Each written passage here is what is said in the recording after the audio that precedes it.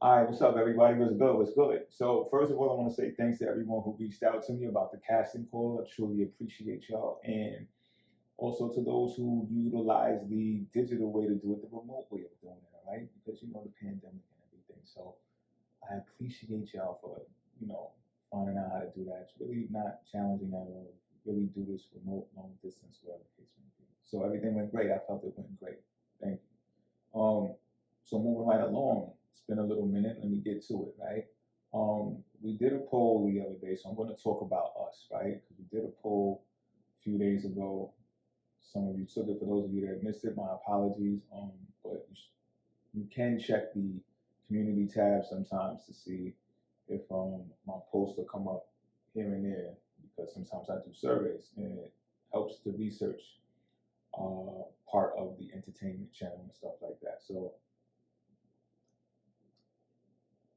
it's helpful. You know what I'm saying? It's helpful.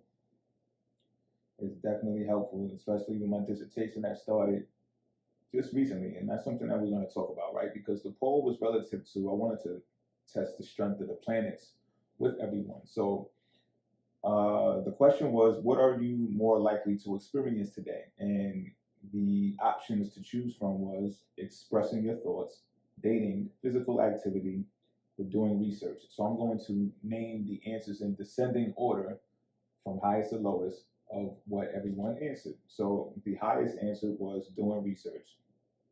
The one following that was expressing your thoughts.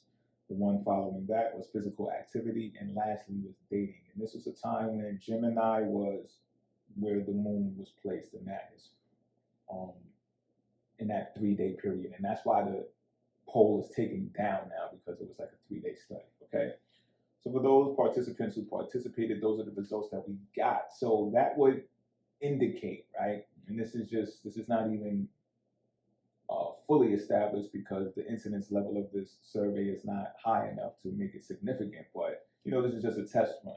It would implicate that the sun being inside of Scorpio is stronger than all of the rest of the planets that were tested in whatever sign that they were in. And the reason why, we could just play around with this a bit. We could say, oh, well, probably because Scorpio is such an intense sign, right? That, of course, if the sun, which is about focus and concentration, is in Scorpio, then it's going to beat Mars, it's going to beat Venus, and it's going to beat the moon wherever they're at. Some can argue that, and that is debatable, because perhaps if the sun was in another sign that wasn't so fixed and intense, then Mars might have beat the sun, Venus might have beat the sun, the moon might have beat the sun, right? So to see how this helps, right? We could really bring astrology into the scholastic field of academia, so it's not continued to be called the pseudoscience. I've told y'all on a number of occasions on the side, that's what I'm trying to do. So the reason why I titled this video this way and I brought this up is because I want you to think about how dating is last on this thing, right? One thing we could peg it to perhaps is the pandemic. That's perhaps though, right? Because let's think about those people who are couples. If anything, this means that you're in the house more. And of course, everyone's situation isn't the same, where everyone can't work and stuff like that. But that might be a difference, right? So it might not be like, oh, y'all not dating because y'all out working different jobs and traveling and stuff. It's like, no, nobody's really working, so y'all probably should be spending more time together, right? So why is everyone not dating now? Mind you, right? During this time, 2 planets was inside of Libra during this time. And that was Venus, which rules over Libra, and Mercury. So what this also implicates subtly, we're going to play around, not play around. We're going to, jump here and there and just come up, toss some ideas around. Perhaps dating is just at a place where, some of y'all are probably like, man, fuck that dating shit right now. You know what I'm saying? Like, I'm thinking about me, I'm getting myself together. And that perhaps is a reason why more research is being done in the environment. The climate has something to do with it, because it's like, okay, well, what can I do to strengthen myself? What can I do to better myself? Perhaps I need to research, whether it's research for myself within, look within, and come from inward and out, as Scorpio suggests, and also uh, internalize and analyze the psychology of other people that's involved in your life, right? Because Scorpio also rules over the house of other people. So even though it's only in the eighth house for certain of us individuals, it still carries some of that energy over with the sign. So this is a time for introspect. This is a time to do research and find out things that we can do to better strengthen ourselves, because also an aspect of Scorpio is to prepare yourself for, to weather any type of storm. And what we do know thus far is that there's been some storms out there, right? There's been some storms out there. So Venus is Libra, Venus, Mercury, dating is just the lowest on the totem pole. We could just keep throwing numerous reasons of why. Get in the comment section and help me out here, y'all, right? Because I want to now dip off into a little bit. Don't want to make this totally political, but I want to make some points, especially coming from the perspective of a city boy, right? So I say that this is a version. Let's get into the multiverse. I want to talk about that a little bit, because we can look at this as if this is what would have happened if the South won the Civil War. You see, because people are doing these rumors and stuff about a civil war about to break out if it hasn't already. And my thing is, right, I don't think a civil war has to break out, for the simple fact, if you study evolutionary psychology, some people who are more along the lines of revolution are just recycling the loop of old that their predecessors passed down, and they haven't yet learned to evolve, to leave the mess behind that came from the Civil War back in the days, right? And to my understanding of if my history serves me correct, is that the South felt that they lost the war because of the deal that Abe Lincoln did. Took the slaves from out of their grips, brought them up north with all of the new business, and the deals done with outside entities, which were otherwise done with the South. You get what I'm saying? And it was a large commodity farming base here, just in the States at that time. So, all of those bodies, all of those dead bodies for those causes, some of us, and I mean us as a nation, I'm not, of course, some of us didn't participate on that end of, like owning slaves and stuff like that. Some of us did. So, but some of us are still fighting that fight, and you can feel the energy in the air. There are still people fighting for control, main word here, control over what's going on in the economy, industry, etc. Right? So I want to look at the stellium. I want to talk about the stellium that's in Capricorn, because in majorly Saturn, which rules Capricorn, Jupiter's there also, Pluto is there also. So it's kind of like a revenge in a little bit of a way, right? Saturn being in Capricorn is also, that could be karmic, right? Saturn being in Capricorn. So hear me out. Saturn also in Capricorn represents construction, real estate. So you see, like I said, that's why I want to make a point, because I'm a city slicker. I'm a New Yorker, right? We're popped up here. Like I'm gonna keep it official with y'all. It's popped up here, y'all. And I'm not saying that to be all doom and gloom and all of that stuff. It is what it is. Like the other night I went out and the streets was full for about as far as I could see it for a little while, and it was nice out. The weather was nice out, stuff like that. We still got some restaurants that's open on the sidewalks and stuff like that. But you give it another month or two, man, and sorry to say, but those restaurants might be out of business as well, because that sidewalk thing and pickup is the only thing keeping them alive, and they're like the last of the Mohicans up here. It's really popped up here. So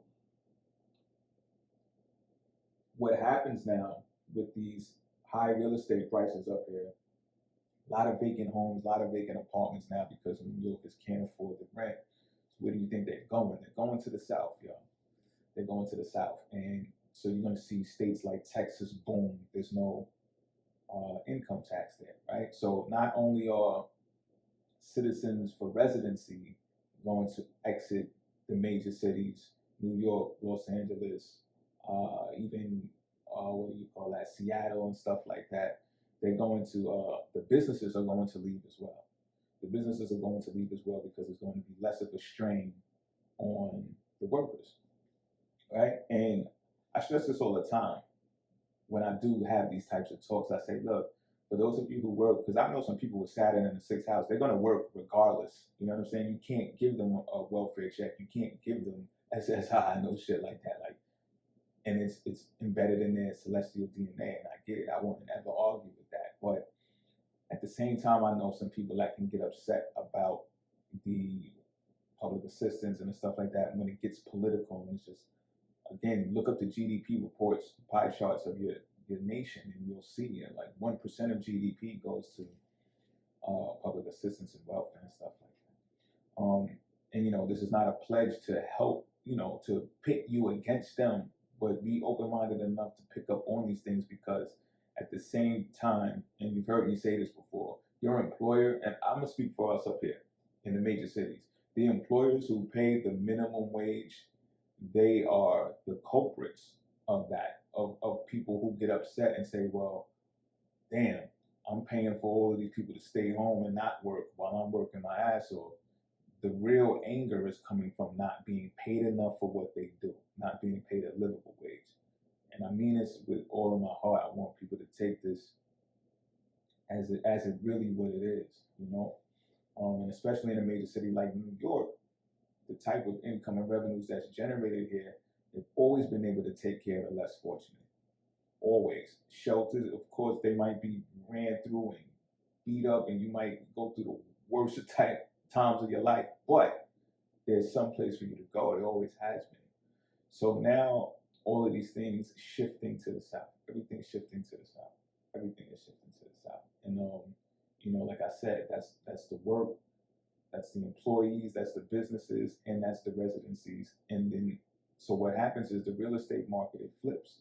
It flips, and this is what would have happened had the South won the war, right? All the industry would have still been with farming and everything. And not for nothing, if you move down south, like the minimum wages in some states, half of what it is in New York right now, right? So I don't want to use the term slavery, but just think about it. You know what I'm saying? Just think about it. Now, if socialism gets introduced into the picture, and if the $1,200 stimulus was I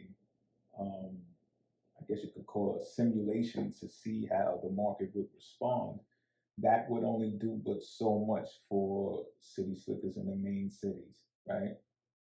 It would really assist people who were down south more, because um, it would be able to pay for more goods and services and stuff like that. Now, if a macroeconomic adjustment hits, such as inflation, then you got additional things to worry about, because the money will be worth less and stuff like that. So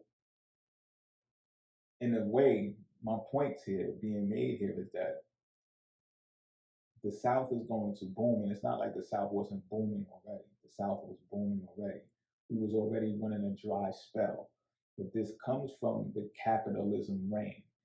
And I want to stress this point as well, because the people who I observe that do complain or have complaints about the socialism versus capitalism discussion, I'm not sure that they fully are aware that the capitalism structure, where you pay the employee as least as you possibly can to obtain large profit margins that go to the bonus culture and go to CEOs who are paid astronomically more than their employees.